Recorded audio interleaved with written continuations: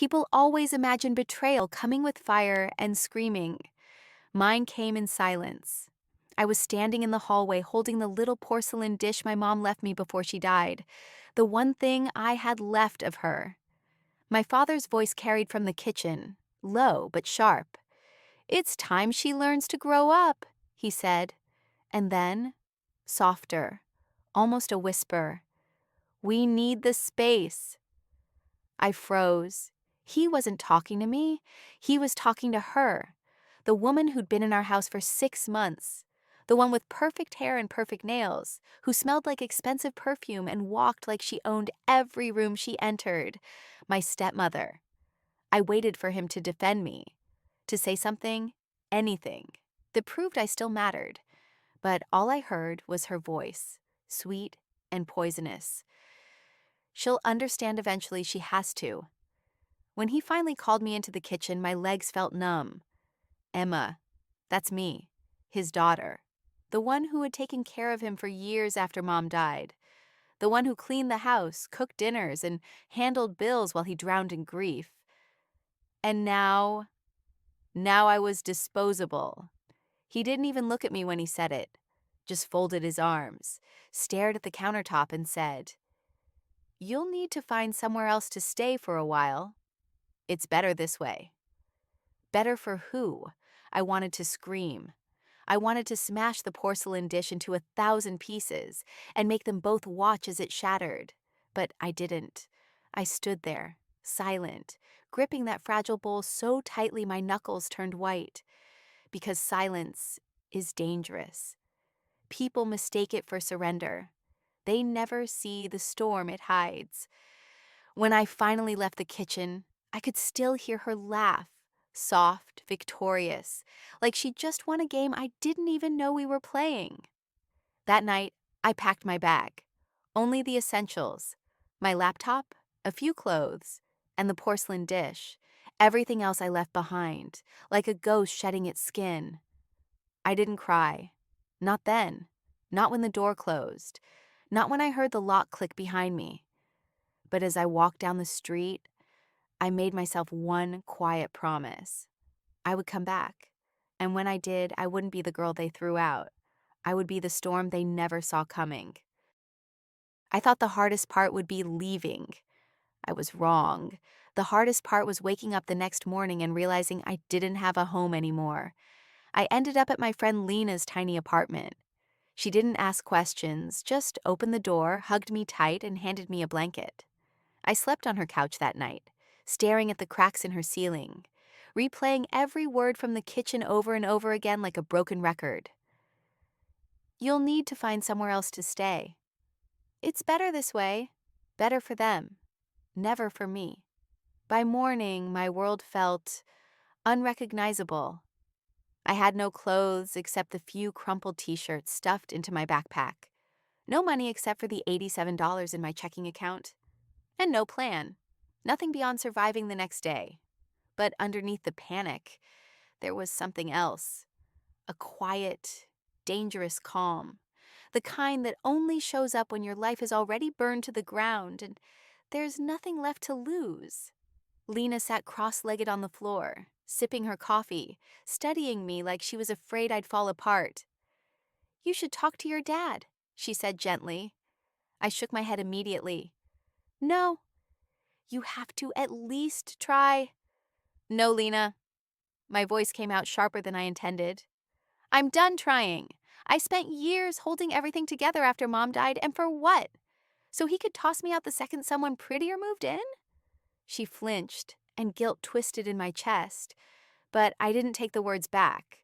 I couldn't, because they were true. I wasn't angry because my father had fallen in love again. I was angry because he'd erased me to make space for her. Like I was just collateral damage. The first week blurred together in fragments. Job applications, sleepless nights, too much coffee, not enough hope. I told myself I just needed time to rebuild, to get stronger, to move on. But every time I checked my phone, I saw reminders that moving on wasn't going to be simple. Her Instagram, her perfectly filtered life, selfies in my kitchen, drinking from my mug, sitting in my mother's chair like she owned it. Captions full of words like new beginnings and family first. I should have blocked her. I didn't. I studied every picture like a detective at a crime scene, zooming in on details no one else would notice. The bracelet she was wearing that used to be mine.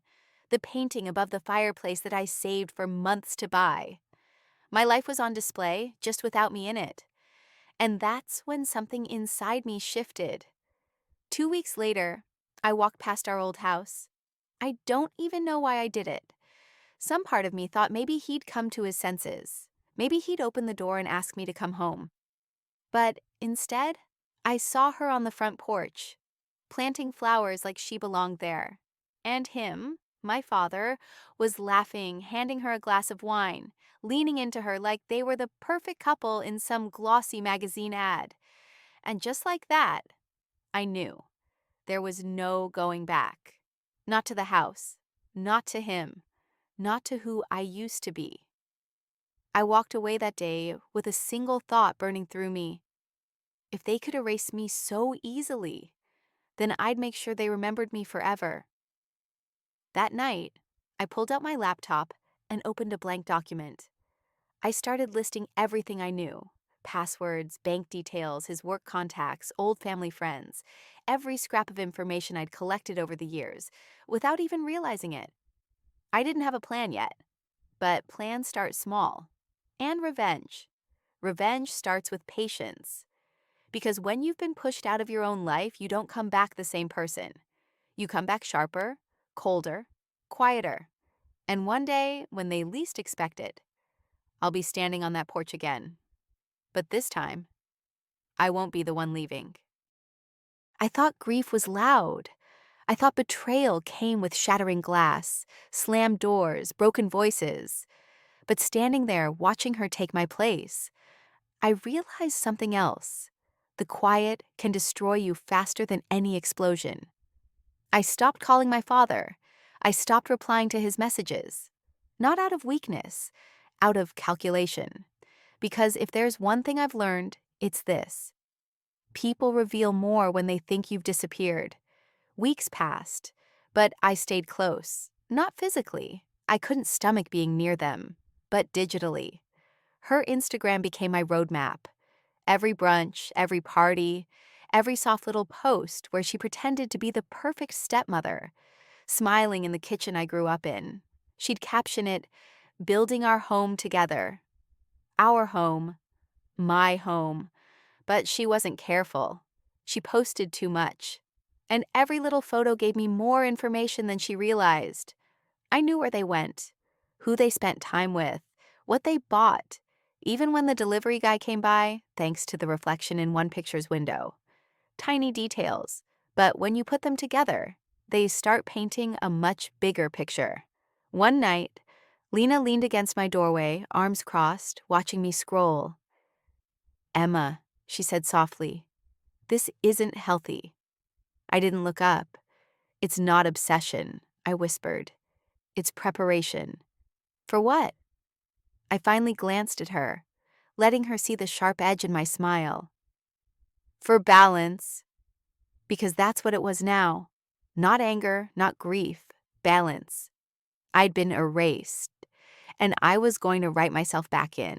Not by screaming, not by begging, by letting them destroy themselves. One decision at a time. The first step was simple: information. The second, patience. I started small, logging into accounts he forgot I had access to. Old utilities, credit statements, shared streaming passwords. He never thought to change them. He never thought of me at all. I discovered things I wasn't supposed to see. Payments I didn't recognize, weekends he claimed to be working but wasn't, transfers between accounts he thought no one knew about. And the irony? She was doing the same. While she was smiling into my mother's teacups for Instagram, she was draining his accounts behind his back, moving little pieces at a time. He didn't notice. Of course he didn't. He was too busy being in love. I sat there staring at the transactions and laughed, because now I had leverage. Not just anger, not just heartbreak. Proof. 2 weeks later, I saw her at the farmer's market downtown. She didn't see me, But I stood behind a stand of sunflowers, close enough to hear her voice, sweet and sticky as she talked on the phone. Yes, of course he believes me. Don't worry, once the paperwork goes through, he'll have no idea. Paperwork?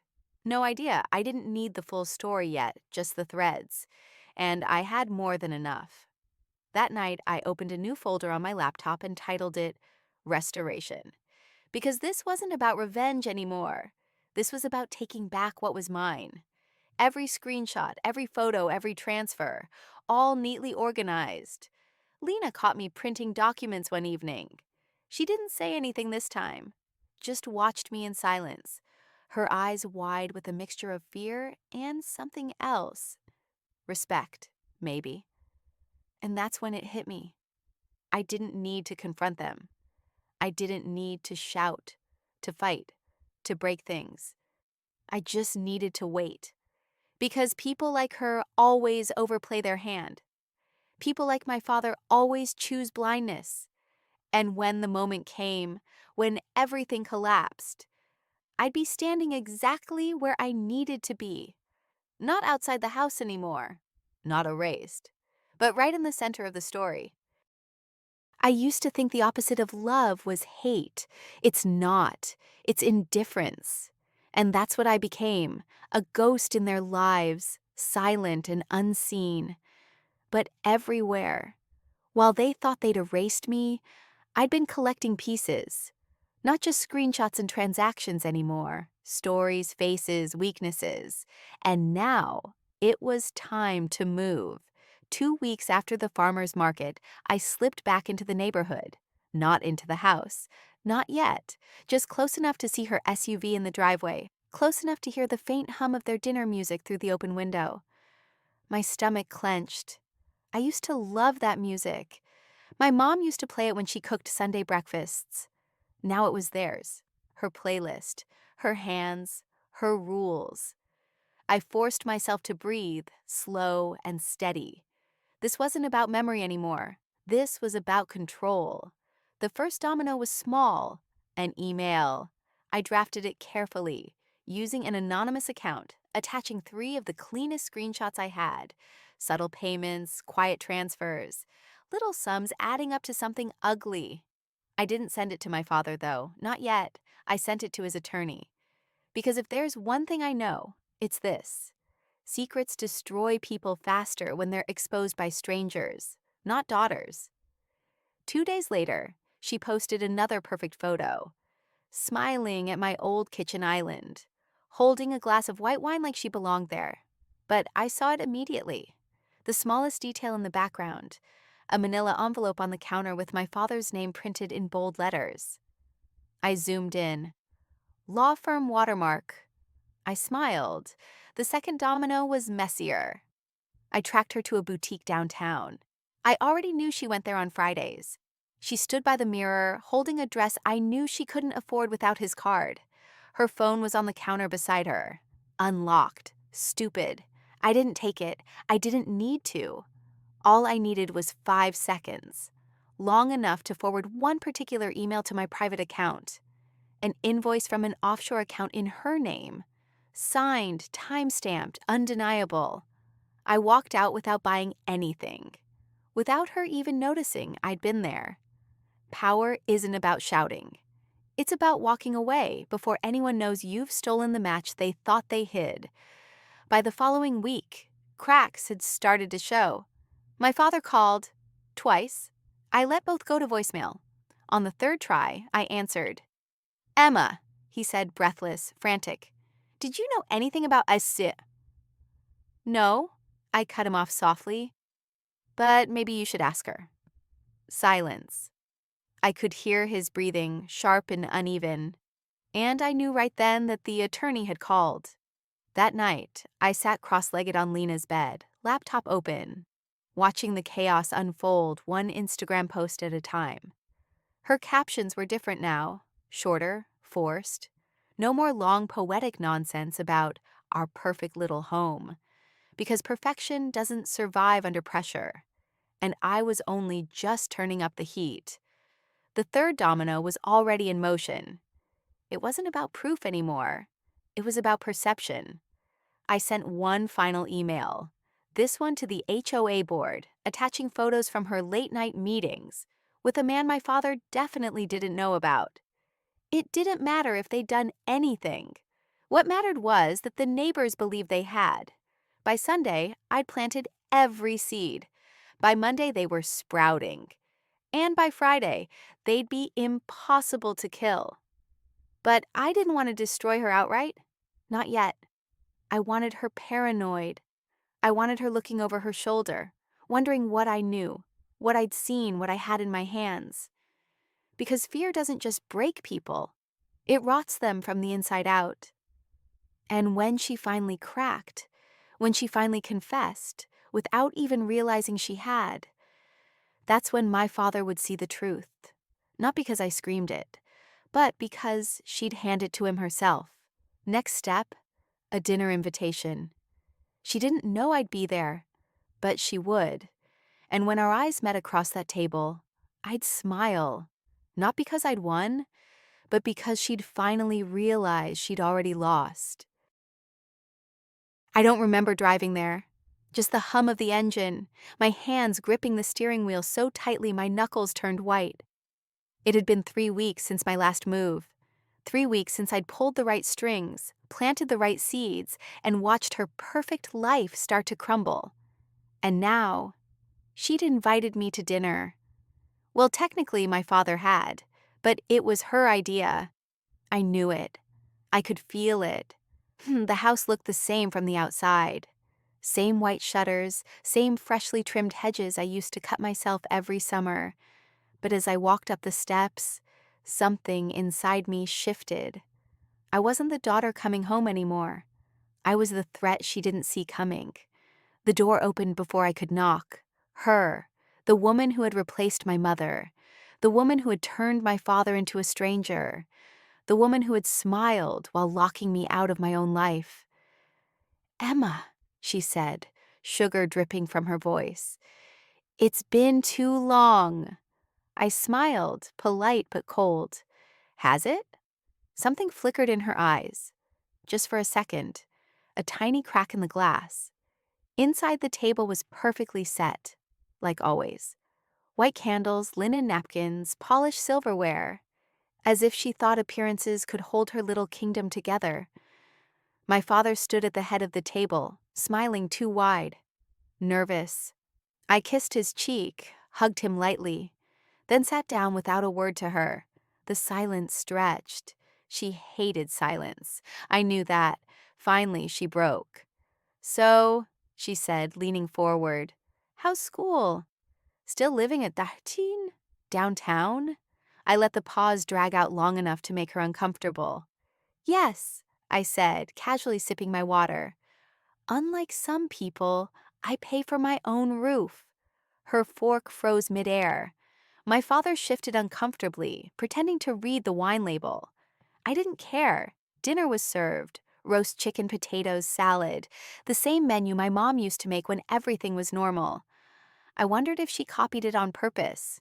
Halfway through, I leaned back in my chair, folded my hands, and let my voice drop, soft but sharp. "I heard you've been busy lately." She blinked. "Excuse me?" "The boutique downtown, the late-night meetings, the offshore accounts." For a moment, everything stopped. The clock, her breathing, the entire room. My father's fork clattered against his plate. What are you talking about?" he asked, his voice tight. I didn't answer him. I didn't need to. I kept my eyes locked on hers. She swallowed hard. Her glass trembled in her hand. And for the first time, I saw real fear there. She tried to recover, forcing a laugh that came out sharp and brittle. "You don't know what you're talking about." I tilted my head slightly, smiling just enough to make her nervous. "Oh, I know exactly what I'm talking about." Then I slid my phone across the table. One photo, one email, one transaction, her face drained of color. And my father finally turned to her. "Care to explain?" I didn't stay to hear her excuses. I didn't need to. I stood, kissed my father's cheek again, and walked to the door without another word. Her voice followed me, rising, cracking, trying to sound in control, but breaking with every syllable. By the time I reached my car, I could still hear them shouting inside, and I smiled to myself. This wasn't over, not by a long shot. This was just the beginning. Because the thing about people like her, they don't implode all at once. You pull one thread and you watch them unravel. And I had plenty of thread left.